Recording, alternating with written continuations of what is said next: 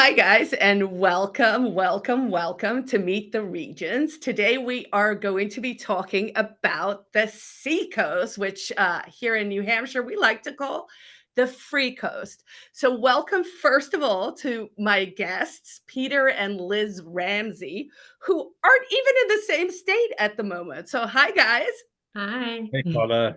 Hi. Welcome. And briefly, because I just love to ask people this question before we dive in, tell us a little bit of your coming to New Hampshire story, because someone's going to hear from the accent. So explain that.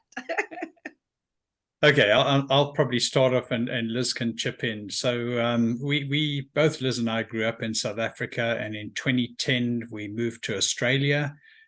We were there for 7 years, and then we decided to move to the US, and we landed up in Connecticut, and we stayed there for a couple of years. We were very happy there, but the Free State project essentially got us to New Hampshire. So we contacted Mark through the Free State project, and Porcupine Real Estate found us a very nice house. We were quite fussy about where we wanted to live. We had certain criteria, and Mark spent a lot of time finding us the right house. I don't know if you want to chip in there, Liz. No, I mean, you also had a job offer, which is primarily why we moved to New Hampshire. Yes, it does help to also have a job.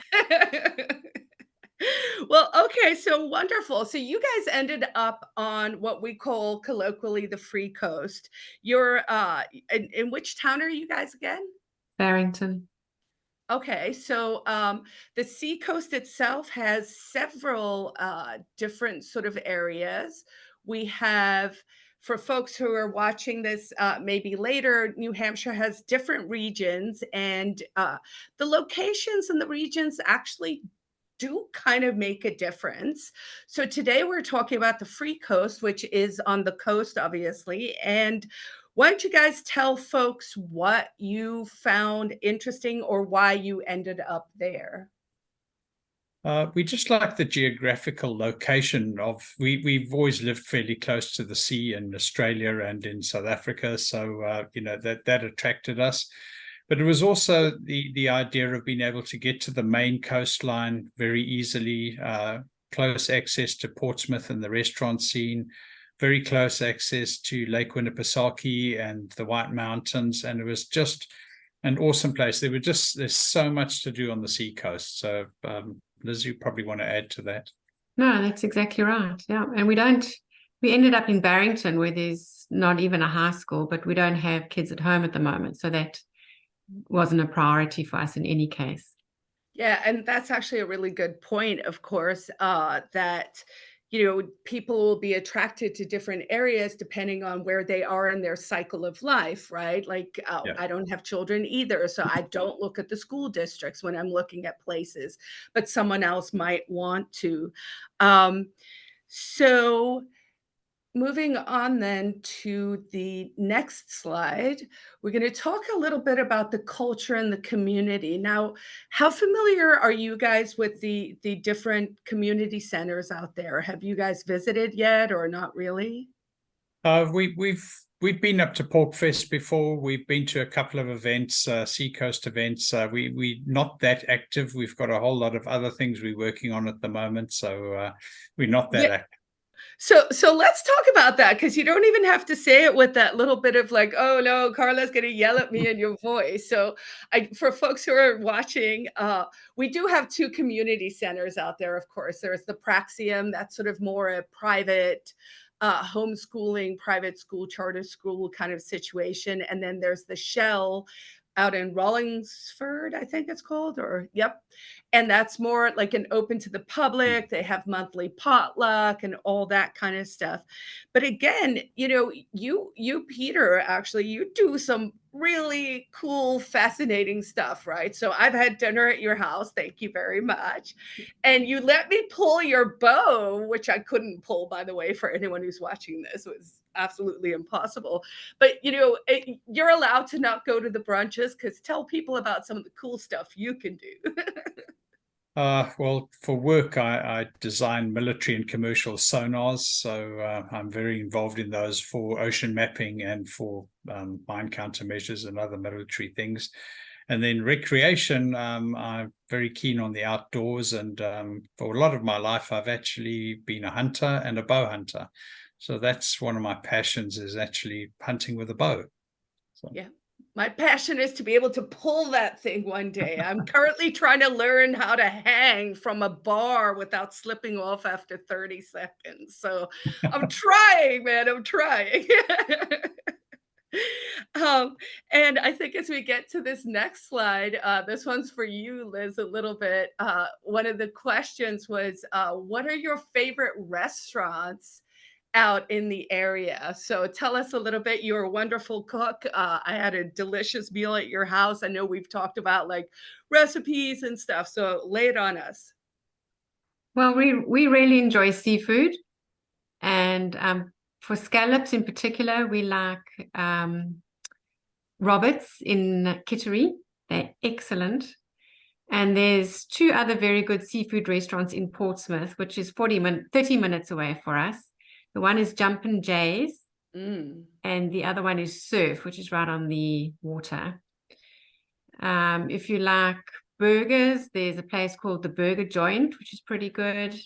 We also like spicy food, so there's Me and you and no one else in New England. right. There's an Indian curry restaurant, and there's another, is it a Sri Lankan restaurant, Pete? Himalayan restaurant. Yeah, in they're both Portsmouth. hot and spicy, so we love that type of food, both in downtown Portsmouth. Yeah, and really Portsmouth is kind of a touristy little town. I know a lot of people, I didn't actually realize it was 30 minutes, that gives people a scope of how large well, New Hampshire's teeny tiny, is just the right size for a little country, as I like to say. But the Seacoast, even that area, really each town has a bit of a different flavor, I would say, even, Portsmouth is the more pinky up, as we shall say, spot, but it really does have some of the best restaurants in New Hampshire around. And I too am a huge fan of the seafood. There are also there's a good sushi restaurant. I don't know if it made it through COVID, but Domo, I think I used to go there. So really, even though it's a small town, it does have a little bit of everything.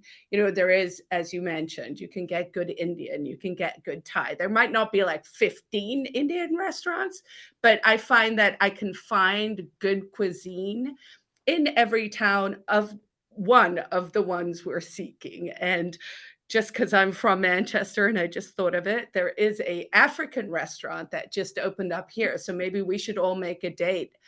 We got DoorDash the other day when I saw it open, and I had some mint oxtail stew. So Lovely. let's make a plan. Okay. But Carla, I have to give Barrington a shout out. We've got a great barbecue place called Smoke and Barrels. Nice. Barbecue restaurant. And then Liz and I, one of our favorite places is to go to the local golf club. It's called Nippo Lake, and beautiful venue. They've got a bar there and good food and very reasonable prices. So that's an excellent spot to just go and chill out and look over the beautiful scenery. Oh, wow. Okay, that sounds fantastic. In fact, that is what I want to be doing right now. Just for folks who might be watching this later, also, you can at any time go to the Free State Project's calendar, fsp.org/calendar. We do take the trouble to try and keep that updated so that only events that are actually up and running are on there. If you're new to the Free State community, definitely check it out because you'll be blown away. I mean, it really is remarkable how many things are happening at any given time. And it's a great resource, especially for new movers. Sometimes it's really hard to get plugged in, and kind of know your people are out there somewhere, but where are they? So you can break it down. You can be like, hey, I'm really into crypto. What's happening for crypto? Oh, I only live in this area and I don't like driving at night. Okay, let me do something there. And all of those kinds of things. So you guys bought, what year did you guys buy? 2020. 2020. So right in the middle you of COVID. okay. So you probably ran up a little bit against the folks who are all leaving areas. Did you find the market very competitive at the time, or what was that landscape? Yeah. Extremely so. Liz, do you want to tell the story of how we got our house? Yeah, I mean, it's Not if they're crazy. bodies that were buried. I didn't hear that, Carla. But anyway, you've got to react very quickly. I saw the advert um, on the website, on the Porcupine website. Phoned Mark straight away. He got us in for the Saturday.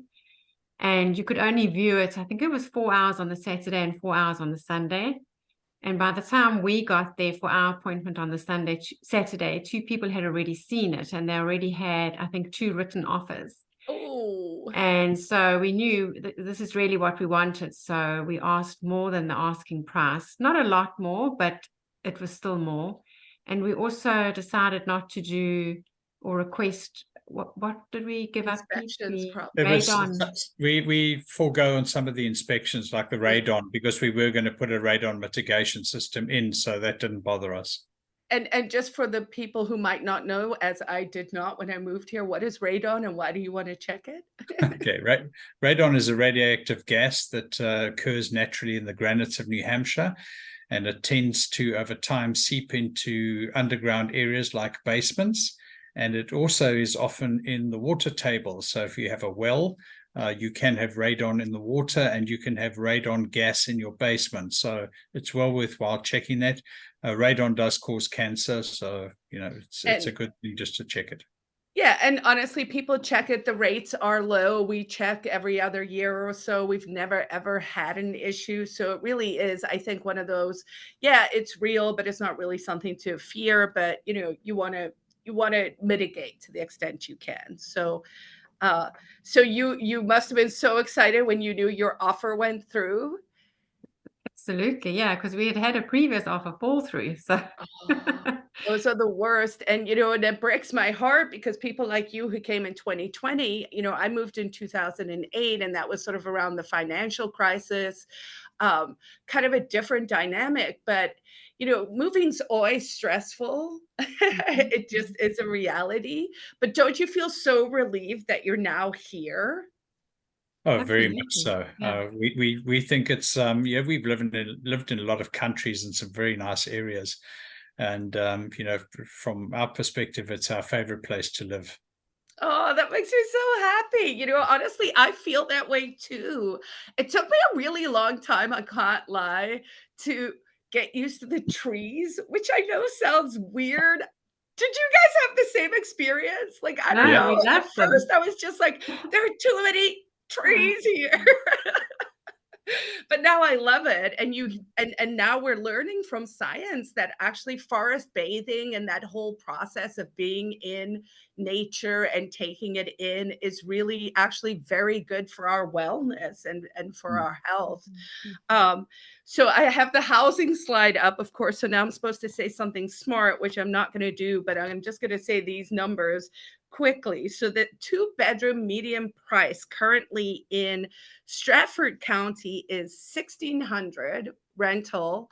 And in Rockingham County, it's actually up to 1934. So I'm sure that's something you guys hear from your neighbors and stuff. The area has just become a little more pricey, right? Yeah. Oh, it certainly has, Carla. You can't even find places to rent. In our, I think there's maybe 1 or 2 houses to rent in our town, and there's a handful of houses that are for sale. It's so difficult to get property on the seacoast. And Yeah, and if you're not really quick and you put an offer in above asking, you have no hope in hell of getting the property. yeah, so let's give these people some kind of optimism, which is that we're all gonna work on zoning stuff so that we can help liberalize some of the zoning that will help people be able to build granny flats, additional things, something above the garage, maybe a little tiny home space. So there definitely is a level of frustration at this stage with sort of how the housing market is. And I read some numbers this morning that said we're short about 30,000 units.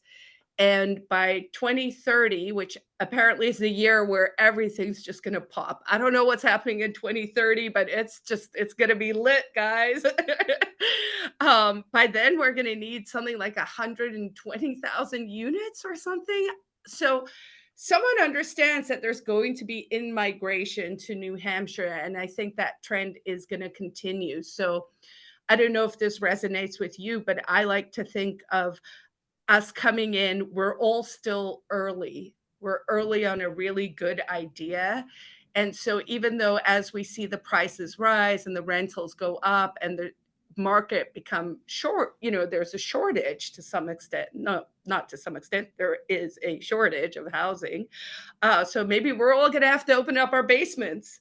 But just talking about that, Carla, we are seeing some improvements in our town. So what we're seeing is that they are starting to build apartment complexes, and they're starting to build a lot more condos too. So the town is taking the initiative to actually go and create more housing in the area, which is great. But obviously, it's a bit of a slow process. You're looking at about a year to 18 months, to develop an apartment complex or condos or something like that, which are Right. affordable. Yeah, and actually, we have a project here with Porcupine Real Estate that we want to kick off. So, my idea is that every libertarian in the world should own a piece in New Hampshire. And I think the way we can do that is through tokenization. So if we can figure out how to allow people to invest, say in a apartment building with 18 units, right? And you're basically just a shareholder, a tokenized holder in this bigger corporation or whatever. So I think that there's real upside possibility once I figure out what the hell I'm doing. But, I think there's going to be this real opportunity as the world changes and shifts where people are going to see, wow, those people who went to New Hampshire, they were onto something.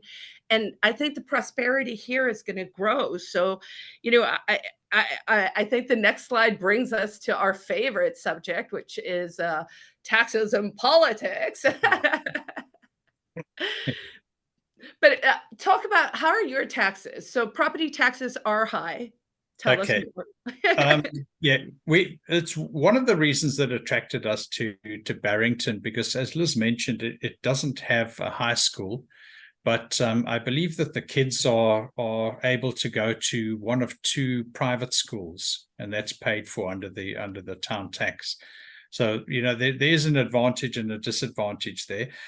But the kids are looked after going to high school. But what we noticed is that the property taxes were generally a little bit lower in Barrington compared to Dover. So that also attracted us to the town. We currently pay. You've seen our place, so we currently pay $8,200 a year. Okay, so definitely the Seacoast is a little more expensive, I think, even on their property taxes. Of course, it is absolutely charming out there. I can't lie. Every time I drive to someone's place, I'm just like, wow, see the water glistening. Oh, it's charming. But in New Hampshire, of course, we don't have sales tax. We don't have a personal income tax. We are now tapering out interest and dividends, so we'll truly be a tax-free state. So our property taxes are where, the money comes from for services. And, you can go fight about what you're paying at your town hall meeting, which is, once a year. I don't know if you guys have had the privilege, honor, or, deep frustration of going to one of those yet. Oh, yes. It's like drawing teeth, I must admit it. Yeah, it is frustrating. I've only been to one. I'm not sure I'm going to go to another one. So I will say, we talk about our fullest practical effort. I think it's one of those things where we forget that a valuable role is the gadfly. We don't all have to run for office either. Some of us can just literally be like, yo, yo, yo, I'm watching you. Like in a non-creepy way, okay? But Carla, just to carry on a little bit about taxes, Liz and I experienced very, very high taxes when we lived in Connecticut. I mean, we were paying 15,000 in property tax, and then you were paying, it was either between 6 and 7% in state income tax, and then 6.35% in sales tax. And then there was a car tax as well in the town that was ridiculously high. So Wow. Yeah, and of course, I like to use Connecticut as one of the examples where they, the Democrats here in New Hampshire will sometimes, when they're feeling particularly like they don't want to win, they'll be like, "Hey, we should have an income tax," and they'll say because then we could bring down your property taxes. And I always use Connecticut as the prime example of where they did that. yeah. They lied to the people, and then they just incrementally increased all of them. Liz, what was that strange tax in Connecticut as well? There was Well, a view tax. If you had a view of Hartford, you had to pay tax. and So Hartford is no great shakes. It's a very ordinary city. yeah, and doesn't it just has all those highways that kind of go around it. It's not very picturesque. I Yeah. don't know that I would want to pay extra to take a Yeah. look at it. So also out there where you guys are, I know you don't have children's in schools anymore, so we could just kind of talk briefly about this, but education options and schools, obviously in New Hampshire, we have private schools, we have charter schools, we have a large homeschooling community. There are, government run schools, and then we have community colleges and universities. What do you have out there? Well, we live 10 minutes from UNH, and I do a lot of work with UNH, so I'm very familiar with the university and its international reputation. And in a lot of fields like electrical engineering, their ocean mapping and things like that, they're one of the top universities in the world. So they're certainly bat above their average, and it is an excellent university. I'm not sure what the fees are like, but Well, look who did a little bit of research. So UNH is ranked 115th, but as you said, is actually very well known in certain yeah, programs. And it was started in 1866. Don't know why that's important, but it sounds lawny, so we're just all yeah. going to go with that. It currently has about 11,000 students, and depending on whether you're in-state tuition or out-of-state tuition, in-state is about 20 and out-of-state is about 40,000 annually, which of course is why no one can afford to buy a house anymore. And if people wonder why houses are expensive and why school fees keep going up, it's the government's fault. Because But again, those fees are not too bad compared to what our one daughter had to pay in Connecticut. So yeah, and absolutely, and I'm really glad you keep mentioning and keeping yeah, us on point here because that is true, right? We are talking about the comparative advantage of living life in New Hampshire. And we can't emphasize the quality of living enough. Every little town is just so quaint. So we're going to run over jobs and industry a little bit quickly, and then I will let you guys get out of here. So let's see if we could get to this next one. So you mentioned you do some work with the university. What's that all about? we're an industrial partner of the university. So our sonar manufacturing company is an industrial partner. We do a lot of co-branded projects, put it that way. Okay, and we won't divulge more. No. Do you do you guys I was surprised to see this. I looked up very briefly. Everyone can, find jobs on Indeed, Monster, all the big ones, all the big companies here do advertise. Um, the Seacoast obviously has the tourism market, but then it also has the university. There's a nuclear plant out there. There's some really interesting sciencey kinds of things, but also you could become an oyster shucker and get paid 18 bucks an hour starting Yeah, yeah. pay. And I was like, that's not the worst. Anything, Liz, you want to add to like jobs, industry, things you've seen out there, noticed, maybe even for hiring signs you're seeing where there might be a demand for folks? Well, I know all the fast food chains are always advertising, but even the company I work for a wealth management company. We're growing at a rate of knots and we're always looking for talent. So I think you just need to get your resumes out there and get going. And Yeah. honestly, if anyone wants to, get in touch with us to find out more, or if someone watches this and they're like, "Ooh, I want to know more about the not so secret things Peter does," or you want to grow your wealth with Liz, you can reach them by coming through me, and that is at Carla@porcupinerealestate.com. Liz and Peter, thank you so much for joining me.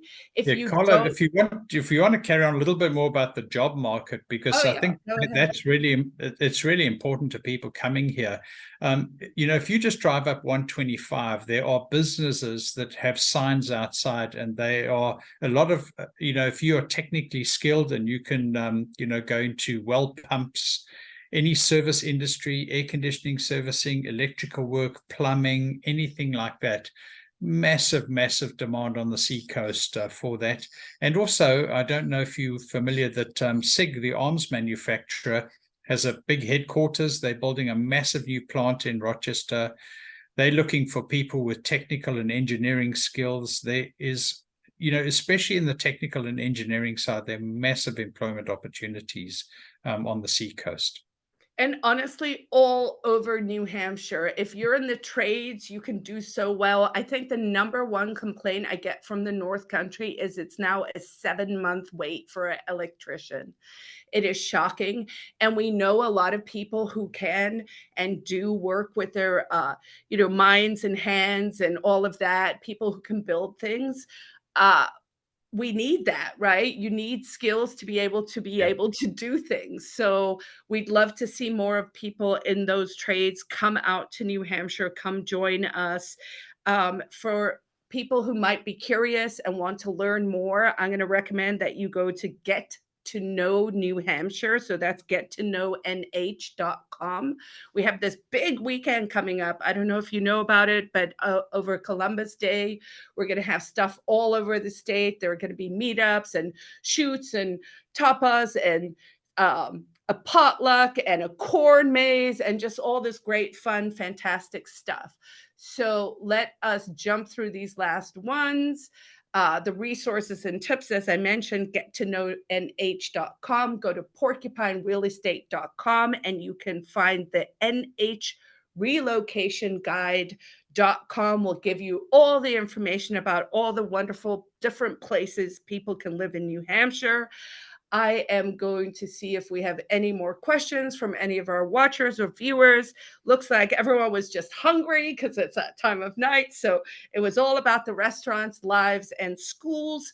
So again, for folks back home, come visit. I believe that's the number one way to get more people to come. They just see what New Hampshire is about, see what the community is about, see how we are all choosing to live free and thrive, and that we want more of you to come. Thank you, Peter. Thank you, Liz, who I think we lost. Yep. Take care, and thank you for joining us from far away. Have a great conference. Thanks, Carla. Keep well. Bye. Take care.